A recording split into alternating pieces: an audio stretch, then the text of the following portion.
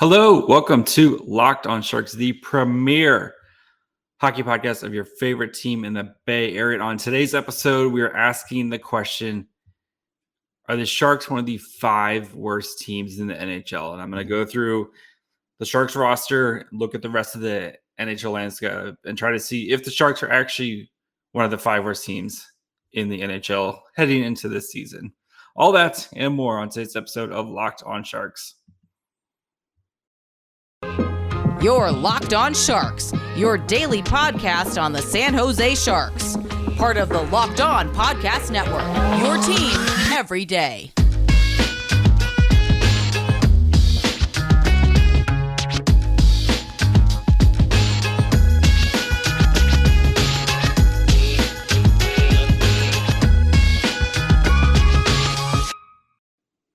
I'm your host, JD Young, contributor at Fear the Fan and San Jose Hockey Now. I want to, of course, thank you guys for making Locked on Sharks your first listen. We're free and available wherever you get podcasts. We're available on YouTube, and we're your team every day, or at least 3 days a week right now until the season gets started again. So, if you've been kind of following me along on social media and stuff, and, I've been very kind of adamant that the Sharks are going to be one of the 5 worst teams in the NHL. And today I'm going to do the math and prove why I think the Sharks are one of the 5 worst teams heading into this season. And guess what, guys? There's nothing wrong with being one of the 5 worst teams in the NHL, especially in the 2023 draft, which is going to be insane. So, again, I'm not just kind of like picking this, the Sharks are going to be one of the 5 worst teams. If you look at like Tankathon, which, has been a friend to the show by, where keeping track of where teams are kind of at when it comes towards, the draft lottery. You look at our friends over at BetOnline. BetOnline currently has the Sharks as the 4th worst odds to win the Stanley Cup at plus 12,500. So if you're kind of new to gambling or that, what does that number mean? Basically, if you bet $100 and the Sharks win the Stanley Cup, you would get $12,500 for your $100 bet.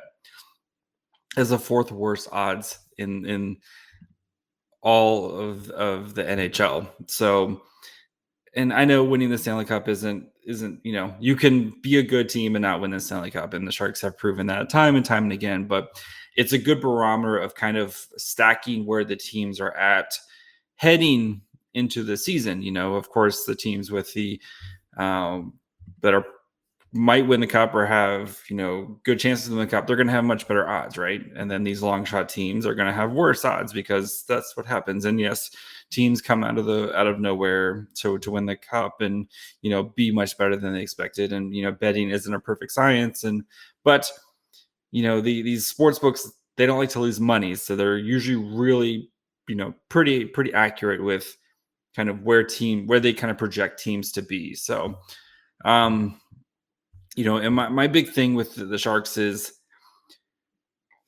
the reason why they're kind of looked at so poorly is because of the team doesn't really have a lot of upside. And yes, I know the Sharks added a bunch of NHL caliber players to their roster this season, right? They had like Luke Kunin, Matt Benning, Steven Lorentz, Marcus Nijivara, Nico Sturm, Oscar Lindblom. Like all these guys were added to the Sharks by GM Mike Grier. And you're thinking, well, JD, these guys are probably better than some of the guys that were on the roster last year. If we look at guys who played games for the Sharks last year, Sasha Chmelevski, who we've all liked, but played 19 games for the Sharks last year. Had 8 points. Jeffrey Viel, and it's a lot of people like Viel, and same thing with Jonah Gadovich. These guys kind of bottom 6 guys who didn't really they played a fair amount of games, but didn't really add too much scoring punch. Well, the Sharks. The thought is, okay, well, now instead of having a bunch of kind of NHL, AHL tweeners, we have actual NHL caliber players on the team. The Sharks should be a better team, right? Maybe not. So let's look at some of these players they added and kind of what they did last year, right? So, Luke Kunin had 13 goals and 22 points on a Preds team that went to the playoffs. Yes, they got smoked in the first round by the Avs. Okay, 22 points on a better team. Matt Benning, 11 assists on a Preds team. Again, Matt Benning's his job is not to provide you offense, but Steven Lorentz, who played 63 games for the Hurricanes last year, 8 goals, 13 points. Marcus Nuvara played 1 game last year, missed the entire season. He's coming back from an injury. And again, he hasn't really played a lot of NHL games. Nico Sturm, 9 goals, 20 points for last year between the Wild and the Avalanche. So, and then of course, all these guys here are kind of NHL replacement level players. Like, you wouldn't be surprised any given night if, Nico Sturm is scratched tonight because they want to give someone else a look, or, Steven Lorentz plays in the AHL this year. I know he's on a one-way deal and he would have to, but you get what I'm saying, right? Where these guys, none of these guys are like locks, like, yes, this guy needs to be in the lineup every night, right? I have all those guys. So a lot of these guys are probably going to be floating in and out of the lineup, to be honest, throughout the season. So, and the guys, like Matt Benning, who's probably going to play a majority of the games, 11 assists on a Preds team that was made the playoffs last year.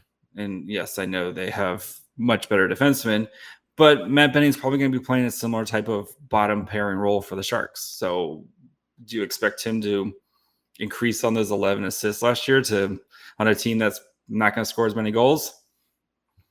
So, and then I guess Oscar Lindblom, who, he does have some upside. Like, he was well on his way to being a middle 6 player. But of course, he dealing with, his cancer diagnosis and coming back from that. And, last year he had 12 goals and 26 points and his kind of first full season back from that. And you expect him to continue to get better, and I think Lindblom could be a potential 20, 25 goal guy. If you go back to his first full season with the Flyers, the 18-19 season, he had 17 goals and 33 points in his first full season. I mean, the Flyers were a little bit better team back then, but there is some actual upside with the Lindblom signing, but still,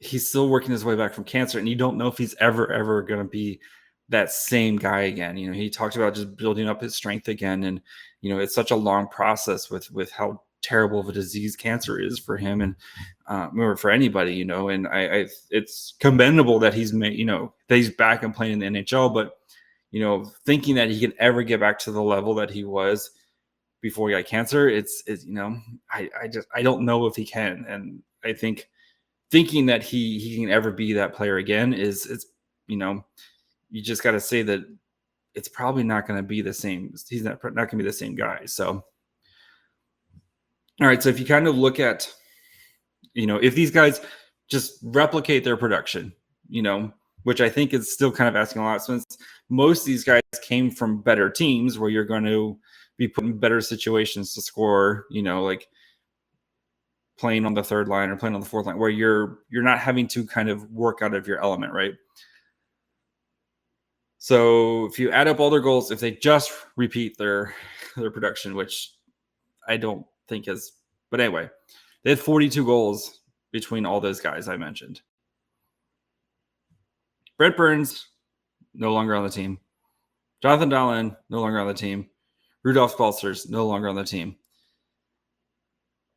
Those guys had 33 goals. Walked out the door. So you're taking more guys here in Nico Sturm, Steven Lorentz, Luke Kunin, Oscar Lindblom, to kind of basically put up the same amount. That's if they replicate their same production on a worse team. What's probably going to be a worse team?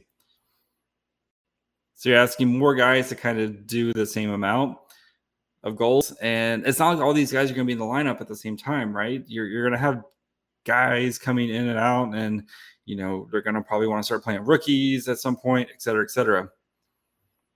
So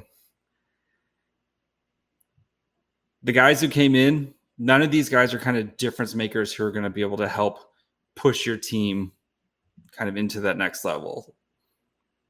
Before we continue and look at maybe one of the guys on the Sharks team, which guys can maybe take a next step. Let's take a quick break. And of course, we need to let you guys know about how important it is to not drive drunk. We've all been there. You hang out with some friends, put back a few becomes too many. And as the evening comes to an end, people start to head out. And you think of calling for a ride.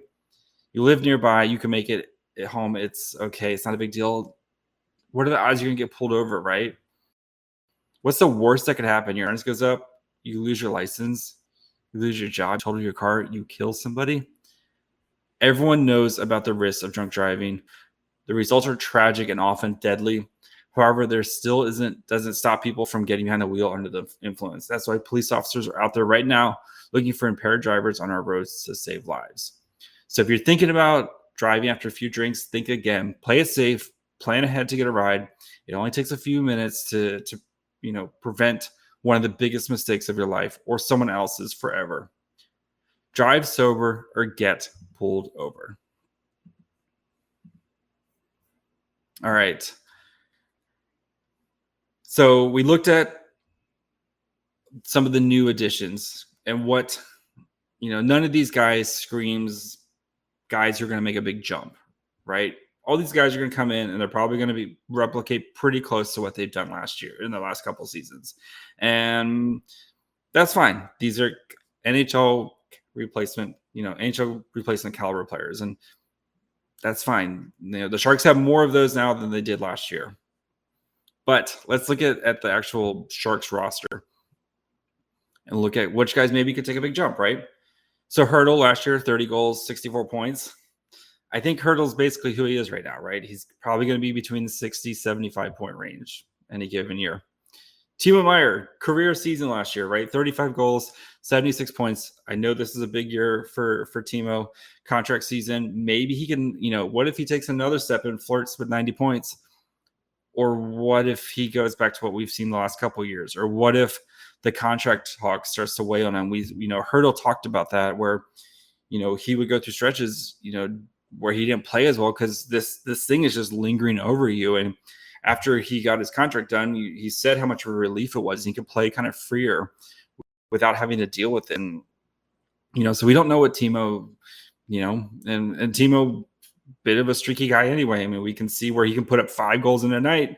We've seen that before. And we can see where he can kind of go games where he kind of disappears and stuff. And, so I think Timo, if he's maybe a point per player guy, which I think is kind of where he slots in as, okay, that's basically what he did last year, right? He had 76 points and I think like 77 games last season. So, he had 76 points in 77 games. So, if he's basically a points per player guy, that I think that's what Timo is, Logan Couture, last year had 23 goals, 56 points. So maybe I think with him, he is getting a little bit older, but if he's got better line mates, and he's not playing with the Noah Gregors and Nick Bonitos of the world, maybe we see a jump from him in points, and maybe he gets closer to instead of the 56, maybe he's also, 60, 65, maybe flirting with 70.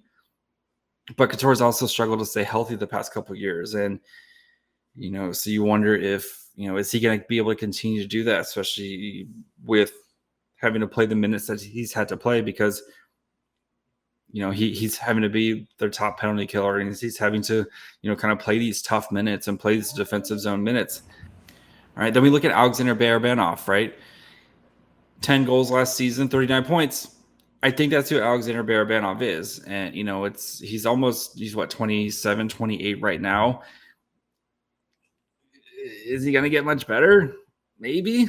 Who knows? But I think, he was also playing with Timo Meier and Tomas Hertl the entire season. So I think that's kind of who he is probably a 40 to 50 point player.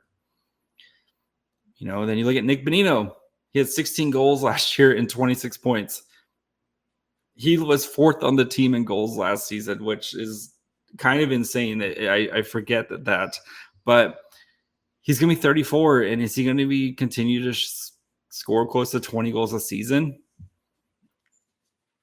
I don't know. Nick Bonino, the goal scorer, and as not really kind of his thing, but maybe, maybe, you look at, he's had one season over 20 goals, and that was the 2013-2014 season. And then every year it's, kind of 10 to 18 goals. So he's probably going to be in that same range again. So, okay. So he's probably going to be about the same. Noah Gregor, maybe here.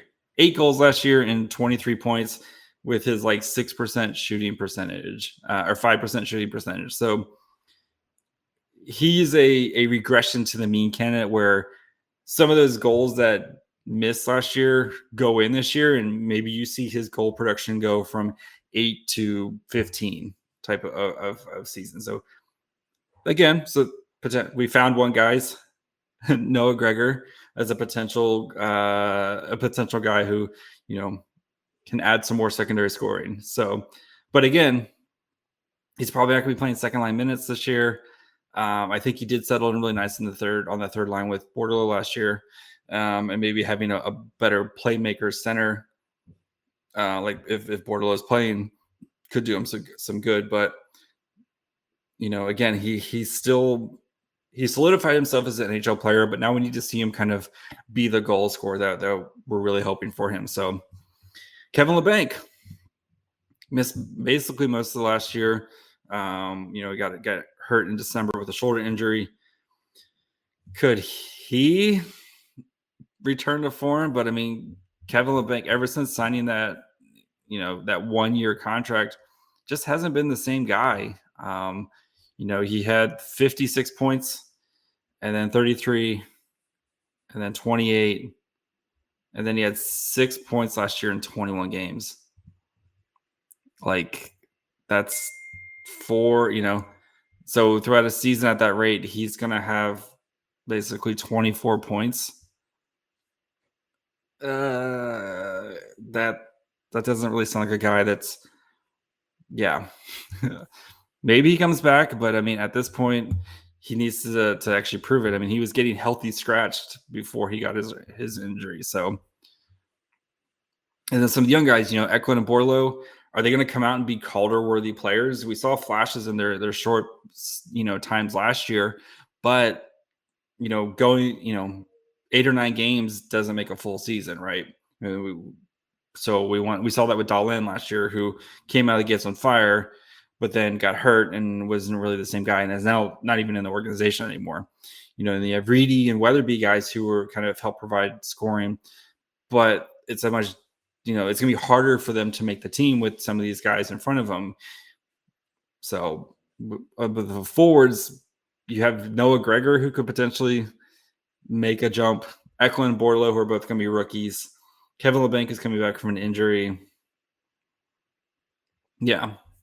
They look at the defense. Erik Karlsson, okay, 10 goals, 35 points in 50 games last year. So he's a potential if he can stay healthy, which has always been his thing. But he's going to have much better opportunities now with Brent Burns leaving. He's going to be soaking up a majority of that, of those kind of primo opportunities for him. So, and then Mario Ferraro, potentially, I mean, he's had 14 points or, the last 2 seasons and 2 goals. You think, and he wants to kind of prove his offensive capability a little bit more.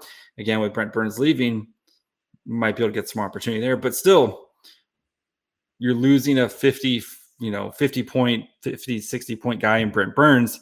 And now you're trying to kind of piece together these points with Erik Karlsson, who could show they can do it, but hasn't been healthy for an entire season in a while. And Mario Ferraro, who we don't know. So, and you look at the goalies, right?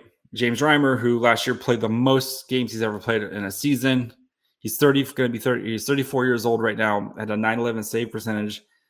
But if you look at Reimer's history the past couple of years, where he'll have a really nice season and then he follows it up with a down season. So, going back the 2017-2018 season with the Panthers, .913 save percentage. He played 44 games that year. Next year, in 36 games, he had a .900 save percentage. I mean, I know save percentage is everything, but I'm just trying to find something that we can compare, right? Then the 1920 season with Carolina had a really nice season for them. 25 games, .914 save percentage. Next year, 22 games for the Canes, .906 save percentage. Last year, 48 games with the Sharks, and we saw him wear down at the end of the season, .911 save percentage. This year, I don't expect him to play as many games, but those miles kind of add up, right? And so can we realistically expect James Reimer to repeat the same season he had last year? I don't think so, to be honest. I mean, I know he's going to play less games this year, but I don't see him having the same type of season again. Adin Hill, how is he going to be coming back from the injury?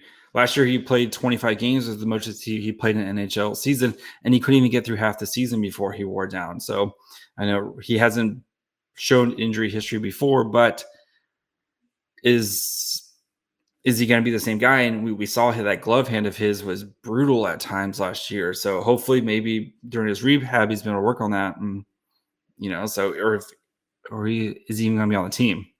The Kaapo Kähkönen, who I think we're going to see him, I think he's got a really good chance to continue to build and have a nice season this year. He's going to have a full off season with the Sharks. Every year has played more and more games. 36 games last year while improving his save percentage. So I think this is the year where we see Kaapo Kähkönen really kind of take the mantle and become an NHL starting goaltender.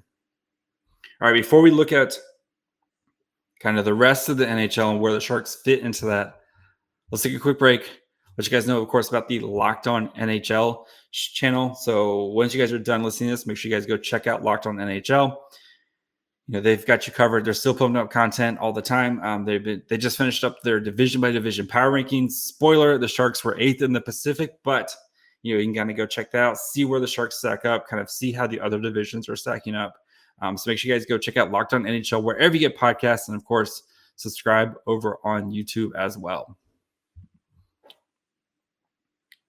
All right, so the Sharks, they just don't have a lot of guys that you can kind of point to and be like, oh yeah, if this guy makes a leap, if this guy, makes kind of that jump that we're expecting him to have. And, I think they have more solid players than they did last year, but I just don't see a big upside with some of these guys. Like, I just think you kind of know what you're getting out of all these guys.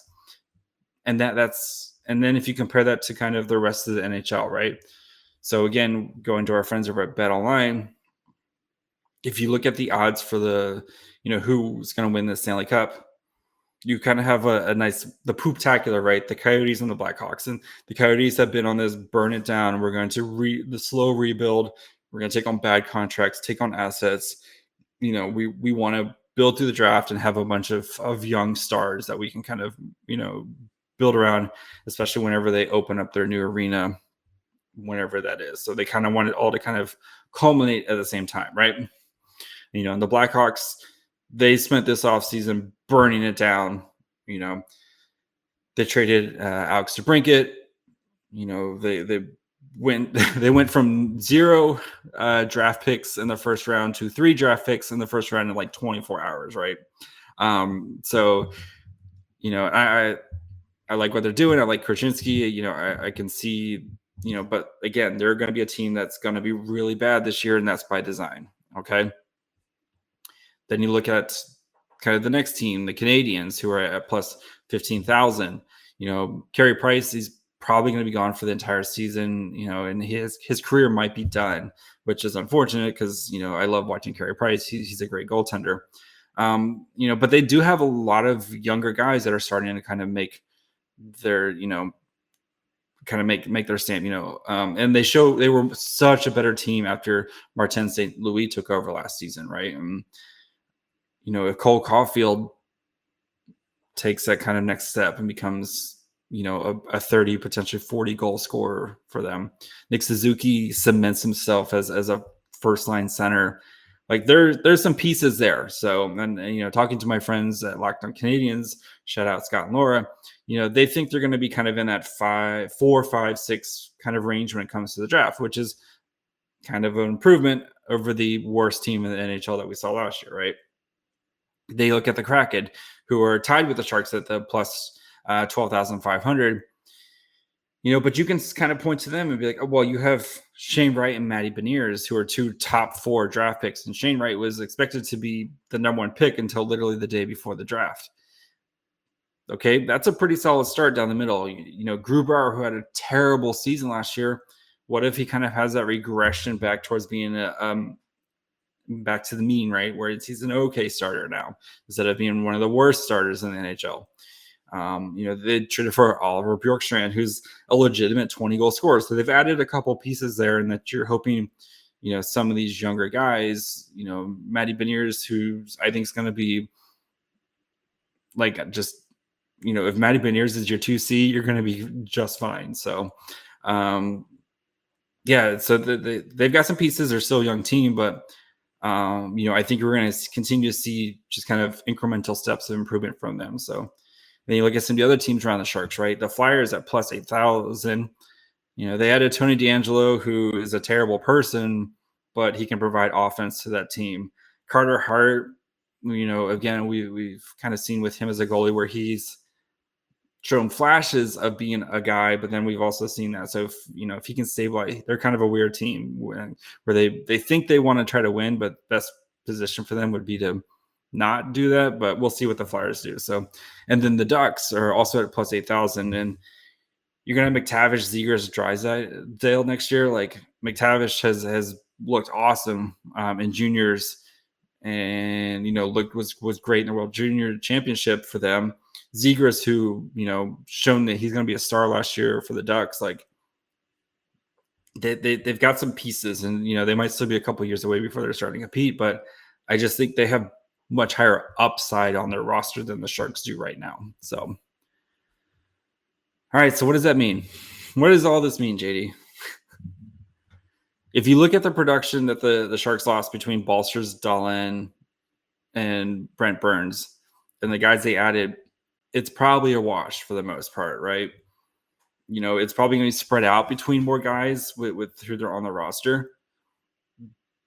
But I think the big thing with the Sharks is they just don't have a lot of upside guys where you can point to that guy and be like, yes, this guy can go from here to like up here type of guys, and the guys that they do have big questions, Erik Karlsson, who, I'm a huge fan of Erik Karlsson, but can he stay healthy for, 3/4 of a season? Like, I'm not even asking for a full season, like 3/4 of a season.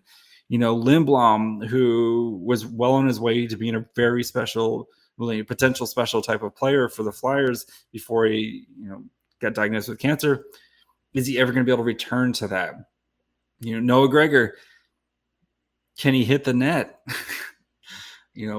Thomas Bortles, William Eklund, both are going to be rookie seasons, and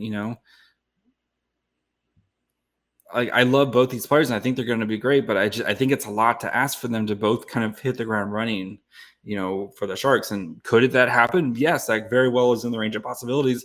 But what's more likely is they're going to show times where they're worth being in the lineup, and then they're going to have nights and stuff where they make rookie mistakes, and that's part of the process for them.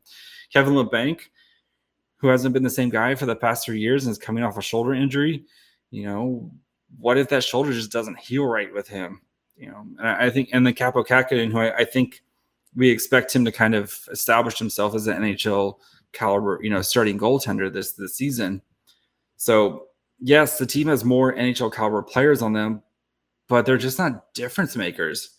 Or, some of these guys just have too many questions of where you can point to them being potential, kind of difference makers. And they don't all need to be like 100-point guys, but like guys who can kind of fill those roles and, like just night in, night out, you can count on them to help provide scoring, which is what the Sharks need, right? So I think they just have too few potential guys who are due for breakout seasons. you're going to have a better Pacific division, I believe, with, the Kings are going to be good. The Oilers are going to be good. Calgary kind of figured themselves out this offseason. I think the Kraken are going to be better. I think Vancouver is going to be in the playoff mix. Who knows with Vegas? And the Ducks, they have a bunch of young guys you can kind of point to and be like, oh, yeah, these guys are potential guys who can kind of make a big jump here. So, and just looking at the rest of the NHL, I think the Sharks are going to be one of the 5 worst teams in the NHL, guys. And this is why. I just don't think they have enough upside swings. So, and guess what? That's okay. All right. That's going to do it for me today. If you guys, want to join me for the Tank Command, we're going to be full steam this year. That is fine. So make sure you guys check us out on social media, on Twitter, Facebook, and Instagram at Locked On Sharks. You can, of course, listen wherever you get podcasts on Apple, Spotify, Odyssey. You can also subscribe on YouTube as well. And then make sure, again, when you guys are done listening to this episode, go check out Locked On NHL. They've got you covered there. You can find me on Twitter at MyFryHole. And we'll be back on Wednesday, where we have Sharks goalie prospect Mason Beaupet. So make sure you guys are subscribed for that, so you guys want to check that out. Super nice kid. Such a baby, but super nice kid. So just baby face, and not like a wah baby, but just a small child. Well, a big child. He's like 6'6", but really nice kid. So make sure you guys check that out on Wednesday, and that's gonna be it. Bye, friends.